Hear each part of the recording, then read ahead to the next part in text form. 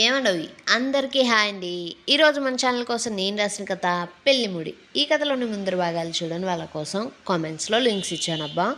కొంచెం సబ్స్క్రైబ్ చేసుకొని చూస్తూ కథ నచ్చితే ఒక బుల్లి లైక్ చేయండి. మరి ఇంక మనం కథలోకి వెళ్ళిపోదామా అబ్బా. శక్తి యువకి కాల్ చేసి మీ అమ్మ మామ నా దగ్గరే ఉన్నారు అంటూ తనని ఒక చోటికి రమ్మని అడ్రస్ చెప్తాడు. యువ బాబు తయారు చేసిన వీడియోని చూపిస్తూ శక్తిని బెదిరిస్తాడు. మంజులకు శక్తికి అనితకు మధ్య ఉన్న బంధం తెలిసి మోసం చేసినందుకు కుమిలిపోతుంది. అదే సమయంలో చరణ్ ప్రభ గురించి చెప్పి ఇంటికి ఒంటరిగా రమ్మనగా అక్కడికి బయలుదేరుతుంది. శక్తి మాటలు విన్న యువ కొద్దిసేపు ఆలోచించుకొని బాబు ఫోన్ తీసుకుని వీడియోస్ని అప్లోడ్ చేయాలని చూసినా అవి ఎంతసేపటికి అప్లోడ్ అవ్వడం లేదు. అసలు వారి ఫోన్స్లో సిగ్నలే చూపించడం లేదు. శక్తి విజయేంద్ర ఎప్పుడైతే 1 2 3 అని చెప్పి ఫోన్ పెట్టేశాడో అప్పుడే సిగ్నల్స్ ఆఫ్ అయిపోయాయి. యువ వాళ్ళు ఉన్న చుట్టుపక్కలంతా అసలు ఏం జరిగిందంటే యువ అమ్మ ఫోన్ నుండి యువతో మాట్లాడుతూనే శక్తి తన మనుషులకు తన ఫోన్ ద్వారా మెసేజెస్ చేస్తూ తన కంపెనీ పిఆర్ టీంతో యువ వాళ్ళున్న ప్లేస్ని ఐడెంటిఫై చేయించి ఆ చుట్టుపక్కలంతా 1 కిలోమీటర్ వరకు ఫోన్స్ ఏమీ పనిచేయకుండా సుమారు ఆ ప్రాంతంలో అన్ని దిక్కులా 10 జామర్స్ను ఏర్పాటు చేయించాడు. అయితే యువ కొంచెం తెలివైనవాడు కాబట్టి తన ఫోన్లోనూ బాబు ఫోన్లోనూ ఒకేసారి సిగ్నల్స్ ఆగిపోవడం చూసి ఆ విషయాన్ని పసిగట్టేశాడు. దాంతో వాడికి ఒంట్లో వణుకు పుట్టడం మొదలైంది. అయినా ఆశ చావక బాబు ఫోన్ తీసుకుని ఆ ఇంటి నుండి బయలుదేరి సిగ్నల్స్ ఉన్న చోటికి తీసుకుని పోవాలి అనుకుంటూ వెనక్కు తిరిగి చూడగా ఆ బంగ్లాలోకి శక్తి పిఏ తన మనుషులతో ఎంటర్ అయ్యాడు. అయితే వారిని చూసిన యువకు ఇక తప్పించుకునే దారి లేదు అని అర్థమైంది. శక్తి పిఏని అక్కడ చూసిన బాబు కోపంగా ఈ మాధవికి అసలు బుర్ర పనిచేయదనుకుంటారా, దానికి చిలక్క చెప్పినట్లు చెప్పినా వినకుండా ఆ శక్తిగాడికి విషయం అంతా చెప్పేసినట్లుంది అంటూ తాగిన మత్తులోనే మాధవిని బూతులు తిడుతూ యువ దగ్గరున్న తన ఫోన్ని తీసుకోవడానికి తూలుతూ యువ దగ్గరకు వెళ్ళి ఫోన్ను తీసుకుని మాధవికి ఫోన్ చేయాలని చూడగా కాల్స్ వెళ్ళడం లేదు. అది గమనించి వీడియోని అప్లోడ్ చేయాలని చూడగా ఆ పని కూడా కావట్లేదు. దాంతో బాబు యువని చూస్తూ అరే ఫోన్ తీసుకొని ఏం చేశావురా అంటూ కోపంతో తాగిన మత్తులో బాబు యువని కొట్టగా యువ కూడా కోపంతో బాబుని కొడుతూ ఉంటే వచ్చిన వారు నవ్వుకుంటూ వీళ్ళని మనం కొట్టే అవసరం లేదు సార్, వీళ్ళలో వీళ్ళే కొట్టుకుంటున్నారు అంటూ చూస్తూ ఉండగా యువ బాబు మీద 2 దెబ్బలు మిగిలి తాగుబోతు సచ్చినోడా ఇక్కడ ఆ శక్తి మనుషులను ఫోన్స్ జామర్స్ పెట్టారా అంటూ విషయం చెప్పగా బాబు అయితే ఏమైందిరా, మనల్ని వీళ్ళు ఇప్పుడు బయటికి తీసుకుని పోతారు కదా, వీడియోస్ ఆల్రెడీ అప్లోడ్లోనే ఉన్నాయి కాబట్టి సిగ్నల్స్ రాగానే అవే ఆటోమేటిక్గా అప్లోడ్ అవుతాయి అంటూ చెబుతూ ఉండగానే శక్తి పిఏ వారిద్దరి వైపు నవ్వుతూ చూస్తూ 1 2 3 ఇప్పుడు ఫోన్ చూడు అన్నాడు. దాంతో యువ అనుమానంగా బాబు నుండి ఫోన్ తీసుకుని చూడగా అందులో ఎలాంటి photos videos chats messages phone numbers లాంటివి లేవు. వాటిని శక్తి తన పిఆర్ టీంలో ఉన్న ఒక హ్యాకర్ ద్వారా బాబు ఫోన్ని హ్యాక్ చేయించి డిలీట్ చేయించాడు. చివరికి గూగుల్ డ్రైవ్లో కూడా ఎలాంటి ఇన్ఫర్మేషన్ లేకుండా చేశాడు.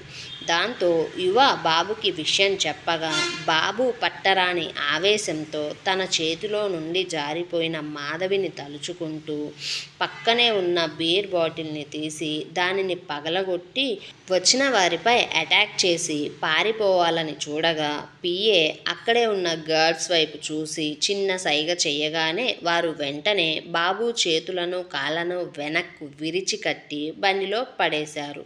యువకు అంత కష్టపడాల్సిన అవసరం లేదు. ఎందుకంటే తన అమ్మ మామ శక్తి దగ్గరే ఉన్నారు కాబట్టి మారు మాట్లాడకుండా వాళ్లకు ఎదురు తిరగకుండా వారితో కార్ ఎక్కేశాడు. అలా వారు అందరూ శక్తి గెస్ట్ హౌస్కి బయలుదేరగా గెస్ట్ హౌస్లో ఉన్న శక్తి తన ఎదురుగా ఉన్న పనివాడిని చూస్తూ నీకు అరగంట టైం ఇస్తా, నేను అడిగే ఒకే ఒక్క ప్రశ్నకు ఈ అరగంటలో ఆలోచించుకుని సమాధానం చెప్పు, లేకపోతే ఇక నీకు మాట్లాడే అవకాశం అవకాశం కూడా ఉండదు అంటూ అతనినే చూస్తూ, గడిచిన 20 సంవత్సరాల పైనుండి నీకు కైలాష్ వర్మ ఎందుకు ప్రతి నెలా డబ్బులిస్తున్నాడు అంటూ అడగ్గా, ఆ పనివాడికి ఎదురుగా ఉన్నది శక్తి అని ముందే తెలుసు కాబట్టి, శక్తికి అసలు ఈ విషయం ఎలా తెలిసింది, ఇన్ని సంవత్సరాల తర్వాత తనని ఎందుకు అడుగుతున్నాడు, తనకు నిజం తెలిసిందా, ఒకవేళ తెలిస్తే ఎలా తెలిసింది, ఆ చావుల గురించి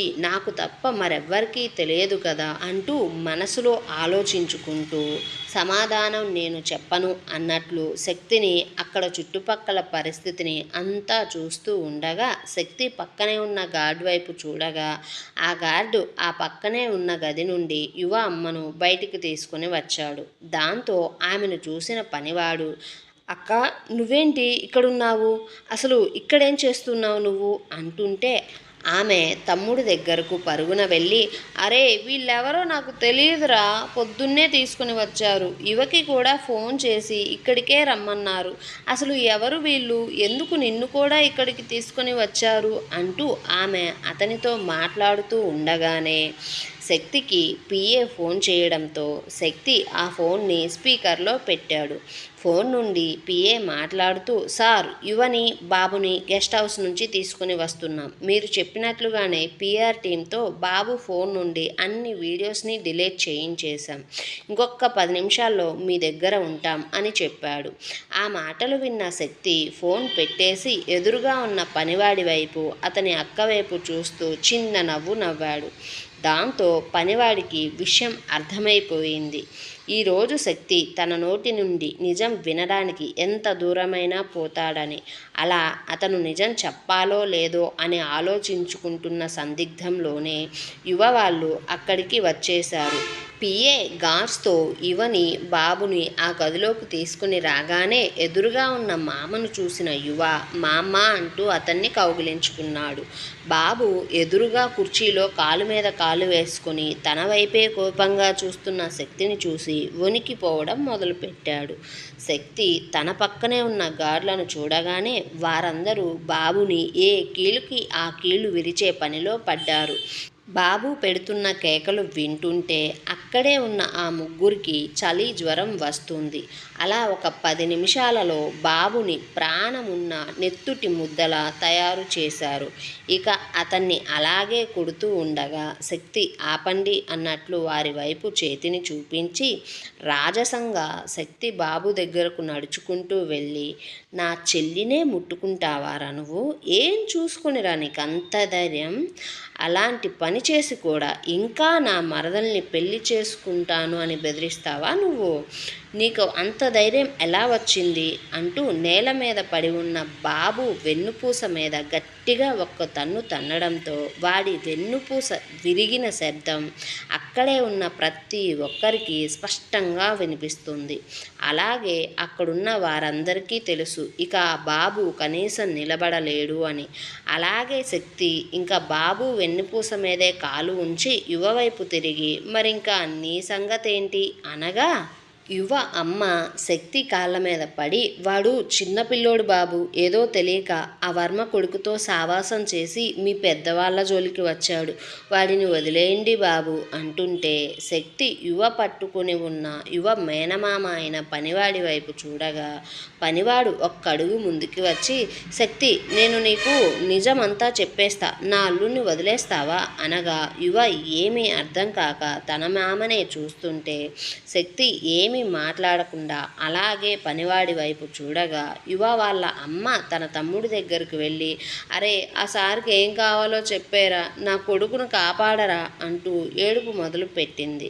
శక్తి కోపంగా తన బాడీగార్డ్ వైపు చూడగా అతను వెళ్ళి యువని పట్టుకున్నాడు. దాంతో ఆ పనివాడు యువ మరో చేతిని పట్టుకుంటూ, నేను నిజమే చెబుతా శక్తి, దయచేసి నా అల్లుణ్ణి వదిలే, ఆ కైలాష్ వర్మ తన మరదల్ని ప్రేమంటూ పెళ్ళంటూ మోసం చేసి కడుపు చేశాడు, ఆ విషయం మీ నాన్నకు తెలిసి కైలాష్ వర్మ మీ నాన్న స్నేహితులు అవ్వడం వల్ల కైలాష్ని మందలించాడు. ఆ పాప చిన్న పాపరా, నువ్వు చేసింది తప్పు అంటూ మంచి చెప్పాడు. ఇంతలో ఆ పాపకు కడుపు రావడం వల్ల కైలాష్ భార్యకు కైలాష్ మీద అనుమానం వచ్చింది. ఆ పాప కూడా భయపడి పెళ్లి చేసుకోకపోతే విషయం మా అక్కతో చెప్పేస్తా అని కైలాష్నే బెదిరించింది. దాంతో కైలాష్ వర్మ నా సహాయం తీసుకుని తన మరదలు వాడే స్కూటీకి బ్రేక్స్ తీయించేశాడు. దాంతో ఆమె యాక్సిడెంట్లో చనిపోయింది. భార్యను కూడా నా సహాయంతోనే వంటగదిలో కిరోసిన్ వాడి పైకి పంపించేశాడు. ఇక మీ నాన్నకు ఈ 2 చావులు చూసి కైలాష్ వర్మపై అనుమానం వచ్చి ఆ చావుల గురించి ఎంక్వైరీ చేయడం మొదలుపెట్టాడు. దాంతో నేనే ఒక మనిషిని తీసుకుని వెళ్ళి కైలాష్ వర్మ చెప్పినట్లే మీ నాన్న కార్ బ్రేక్స్ని కూడా కట్ చేయించా. దాంతో ఆయన యాక్సిడెంట్ అయ్యి హాస్పిటల్కి వెళ్ళేలోపే చనిపోయాడు. ఈ 3 నేరాలు నేను బయట పెట్టకుండా ఉండడానికి కైలాష్ వర్మ నాకు ప్రతి నెల మనీ ఇస్తాడు. ఇంకా తన ఆఫీస్కి సంబంధించిన కొన్ని పాడు పనులు కూడా నాతో చేయించుకుంటూ ఉంటాడు అంటూ పనివాడు పూర్తి నిజం చెప్పేశాడు. శక్తికి తన చిన్నతనంలో తల్లిదండ్రులు లేక ఎన్ని బాధలు పడ్డాడో గుర్తుకు వచ్చాయి. తన తండ్రిని చంపి ఇప్పుడు తన చెల్లి జీవితంనే నాశనం చేయాలని చూస్తున్న వాళ్లను బ్రతకనివ్వడం ఇక భావ్యం కాదని నిర్ణయించుకొని పిఏ వైపు చూడగా పిఏ అప్పటిదాకా పనివాడు చెప్పిందంతా రికార్డ్ చేసిన ఫుటేజ్ అంతా శక్తికి చూపించాడు. దాంతో యువ తన మామ వైపు అమ్మ వైపు చూసి ఇక మనమంతా అయిపోయాం అన్నట్లు చెప్పగా యువ అమ్మ తన తమ్ముడు చేసిన నేరాలన్నీ తెలిసి ఇప్పుడు తన ఎదురుగా ఉన్న శక్తి తన తమ్ముడిని కొడుకును ఏం చేస్తాడో అన్నట్లు భయంగా చూస్తుంటే శక్తి యువ వైపు చూస్తూ గాడ్కి సైగ చేశాడు. దాంతో వారు యువని పిచ్చి కుక్కను కొట్టినట్లు కొడుతున్నారు. అది చూసిన పనివాడు నిజం చెప్తే ఏమి చేయను అన్నారు కదా మీరు అంటే శక్తి కోపంతో నేనేం చెప్పలేదు కదా, నువ్వు చెబితే నేను నీ మేనల్లుని వదిలేస్తానని నువ్వే ఆశపడ్డావు అంటూ యువ తల్లి వైపు చూసి చూడండి, నీ కొడుకు నా జోలికి వస్తే వదిలేసేవాడినేమో, కానీ వాడు నా చెల్లి జోలికి వచ్చాడు.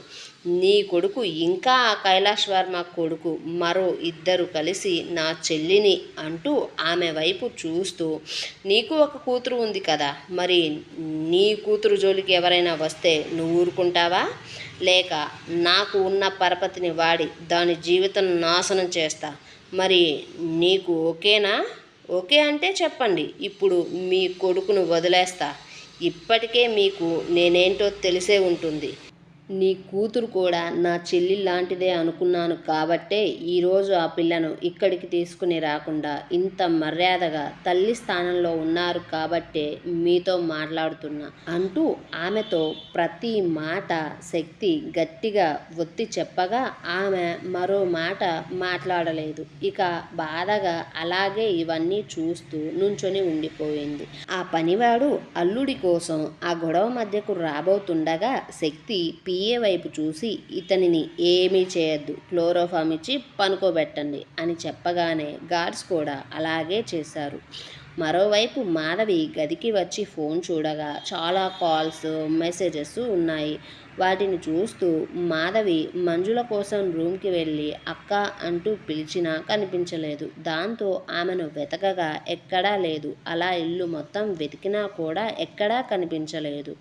దాంతో రాజా విజయేంద్రకు విషయం చెప్పి మరోసారి పనివారందరితో ఆ ఇంటి మొత్తాన్ని వెతికించినా లాభం లేదు. మంజులకు ఎన్నిసార్లు ఫోన్ చేసినా మంజుల ఫోన్ కట్ చేస్తుంది.